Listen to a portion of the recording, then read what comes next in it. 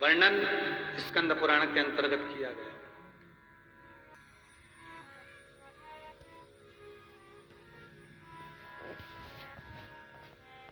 भारत की भूमि पर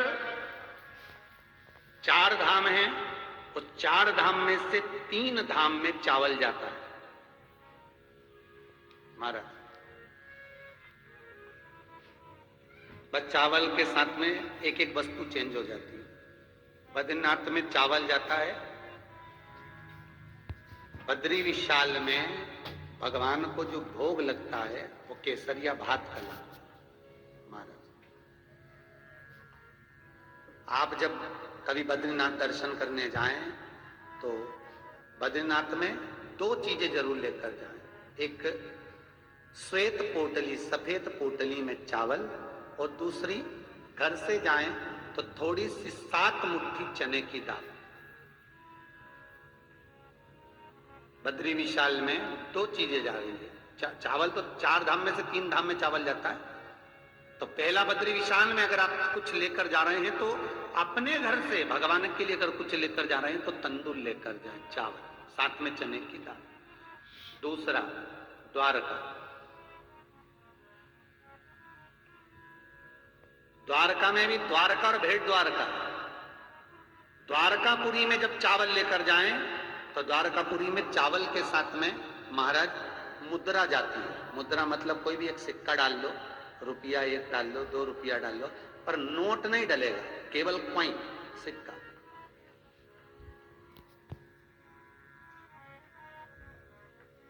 सिक्का डाल लो। ये द्वारका की बात है। और भेंट द्वारका में जो चावल दिया जाता है वहां केवल 11 मुट्ठी चावल का दान है। यहां द्वारका में आप कितना भी चावल दें उससे कोई मतलब नहीं है कि आप ज्यादा दें कि कम दें, पर तो भेंट द्वारका में 11 मुट्ठी चावल, 11 मुट्ठी चावल का स्मरण भेंट द्वारका में महाराज। भेंट द्वारका में जो चावल जाता है 11 मुट्ठी, वो लाल वस्त्र में जाता है, श्वेत वस्त्र में नहीं जाता भेंट द्वारका में। और आप द्वारका जी में दूध दें, सफेद वस्त्र में दें, पीले में दें, तुम्हारी मर्जी हो, वस्त्र में दें ना दें, ये आपके ऊपर, वह कम। पर भेंट द्वारका में जो चावल जाता है वो लाल वस्त्र में जाता है। तीसरा, जगन्नाथपुरी में भी चावल का दान होता है, जगदीश में भी चावल। पर जगन्नाथपुरी में जो चावल जाता है उस चावल के साथ में श्रीफल, वो भी जल भरा हुआ, नारियल जो होता है पानी भरा हुआ, वो जगन्नाथपुरी में चावल के साथ में दे देना चाहिए। अब तीनों जगह का भाव समझ लीजिए, फिर चौथी जगह पहुंचे। बद्रीनाथ में जो तुमने चावल दिया वो क्यों दिया महाराज? भगवान शंकर ने काल भैरव को बुलाकर ब्रह्मा जी का सिर कटवाया था। वो ब्रह्मा जी का सिर भगवान शंकर के हाथ में जाकर चिपक गया। जब ब्रह्मा का सिर भगवान शंकर के हाथ में जाकर चिपका, तब भगवान शंकर ने उसी समय पर चंद्रदेव आदि कादिक देवताओं से पूछा, ये हस्त के निकले कैसे? भगवान शंकर ने जब बद्री विशाल में पहुंचे, निज निवास पर पहुंचे, तो शंकर भगवान के हाथ से वो शीश ब्रह्मा का नीचे गिर गए। इसलिए आज भी हिंदू धर्म में ब्रह्म कपाली बद्री नारायण में होती है, क्योंकि वह ब्रह्मा का सिर गिरा।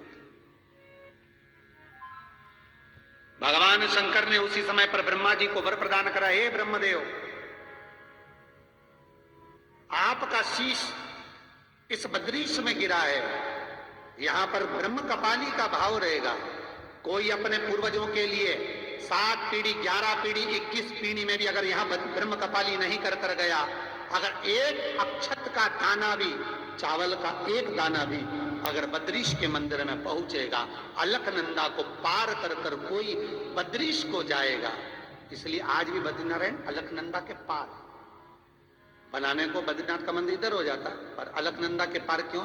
क्योंकि अलकनंदा को पार कर जो बद्रीश पर चावल का भाग दान करता है महाराज, तो जैसे अलकनंदा हम पार होते हैं चावल लेकर, वैसी हमारी कई पीढ़ियां बिना पिंड के पार हो जाती हैं। कई पीढ़ियां बिना पिंड के।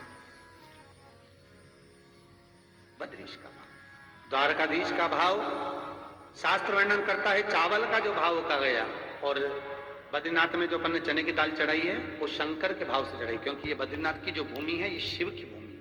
आपको पहले भी कथा में कहा शिव पुराण में, ये शंकर का घर था, लक्ष्मी जी को पसंद आ गया था इसलिए दे दिया गया। तो चने की दाल हम शंकर के भाव से समर्पित करते हैं अपनी मनोकामना पूर्ण करने के। चौथा स्थान, ये 3 स्थान पर चावल का दान है, और चौथा स्थान है रामेश्वर, जहां जल का दान होता। मार्ग गंगा जल लेकर जाओ, भले एक डब्बी में लेकर जाओ, थोड़ा सा लेकर जाओ, पर रामेश्वरम में जल का दान कर महाराज। ये तीर्थ ऐसे हैं जहां दान की महत्वता की सिद्धता प्राप्त हो। और एक बात अपनी जिंदगी में हमेशा उतार कर रखो, कभी कोई नदी के घाट पर कोई तीर्थ बसाओ, यमुना जी के घाट पर मथुरा, सरयू जी के घाट पर अयोध्या,